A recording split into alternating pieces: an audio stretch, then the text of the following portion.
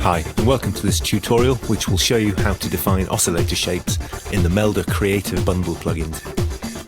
These oscillators feature in all the modulation plugs in the range, such as the multiband chorus or the multiband ring modulator, but they also appear in the modulation sections of all the plugins. I'm using the multiband tremolo so it's easy to hear what's going on. And here we see the default sine wave shape, which in this case is modulating the volume. If I click the waveform, we see a list of alternatives, including variations of the sine wave like sine square root, or totally different waves like a sawtooth. And I can also morph between these basic waves by dragging the main shape slider above. Over to the right we see a custom shape slider, and if I drag it all the way to the right, our wave turns into a simple triangle. If I press the edit button, I can now define the shape by dragging the nodes around, dragging the handles on either side to adjust the sharpness, or double-clicking to add or remove nodes.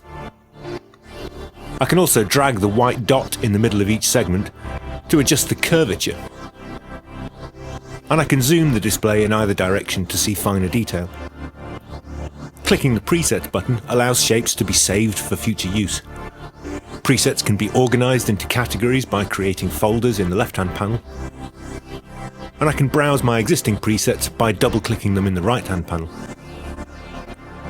Once I'm happy with my custom shape, I can blend it with the basic waves by turning the custom shape slider back down a bit.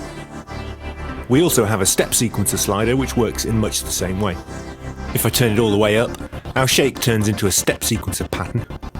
And if I press the edit button, I can adjust the step levels or change the number of steps up to a maximum of 32. If the sharp edges of the steps cause clicks, simply drag up the smoothness slider to smooth them out a bit.